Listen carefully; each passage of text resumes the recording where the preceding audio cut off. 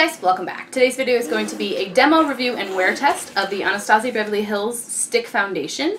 I have mine in the shade Warm Natural, and you can buy it at Sephora. It is $25.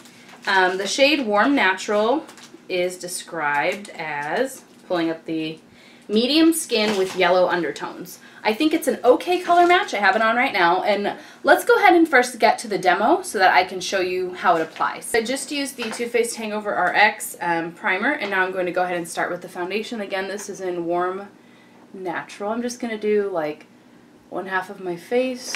I did 6 stripes up the cheek, so I'm going to do one V on the nose, and let's just see how that goes. Now I'm using the Real Techniques buffing brush, and I feel like I really need to press hard to blend this out. Like, it's not very slick.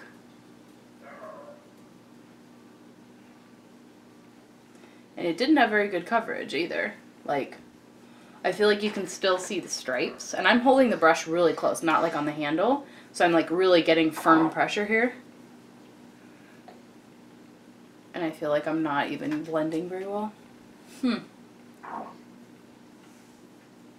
Coverage just isn't there for me. Like, I did one layer and I could still see the stripes. I'm going to do the rest of my face.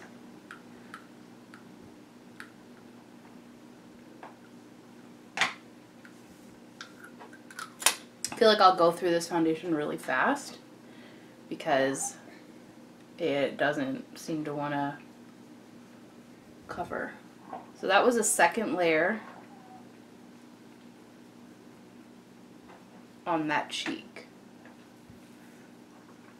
I should have tied back my hair before this video.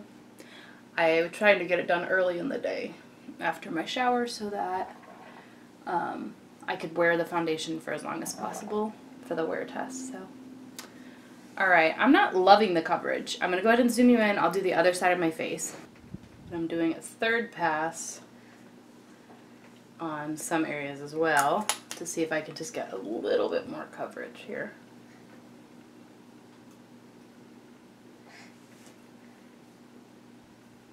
It's hard because you want to blend it out, but you also don't want to like blend it away by pressing too hard, you know? And you don't want to like drag your skin and make wrinkles either. I don't know about this foundation. Okay, so off the bat, it's difficult for me to blend. It didn't have that good of coverage, and I feel like I needed a lot of product, and I would be going through it really fast. Those are just my basic thoughts after just applying it. This is the second time I've put it on, and I don't know. We will, I'll come back in a couple minutes after I've finished all of the rest of my makeup, and I'll give you more thoughts. Okay, so that's how it goes on. I did just finish the rest of my face. I filmed a one brand tutorial featuring Anastasia Beverly Hills. You hear this baby? She's crazy. I did finish the one brand tutorial, so everything else on my face is by her as well. 29 shades of this foundation on the Sephora website. You don't get very much product, so it's only $25, which is maybe half the amount or 2/3 of the price of a lot of the high-end foundations that you get at Sephora, but you only get 0.35 ounces, and normal foundation standard size is 1 ounce. So you're getting 1/3 of the product, but you're paying 2/3 of the price. They kind of trick you with that. Plus, I feel like I need a lot of product to use to cover my whole face and get the amount of coverage that I'm looking for. What? She's just drooling and smiling. I'll go ahead and show her to you guys in just a second. But so I'm going to come back throughout the day, check in, show you how my face is holding up. But that's it for now, and let's go ahead and jump to a few hours later so we can test it out. Let me just go ahead and show you a close-up. I'm not like in... She pressed her toy. I'm not in love with the way it applies, to be honest with you. It's a little bit dewy. I don't have any like shimmery powders or anything on the rest of my face, just the highlighter. She's playing her little song. But the foundation looks okay. It's not like my favorite I've ever had, but it's just okay. So let's go ahead and check back in a little while. Hey guys, it has been about 2 hours, and before I head out for lunch, I wanted to go ahead and show you how the foundation's holding up. I think I'm looking a little greasy, a little bit oily, and that's weird because I have normal skin right now, not super dry, not super oily. Daisy is here because she's with me, and I wanted to show you guys the face. So let me go ahead and get you a little closer, let you see the oil, but I think you can see it even from here. Like I'm definitely shiny. The lights don't do me any favors either, but here we go.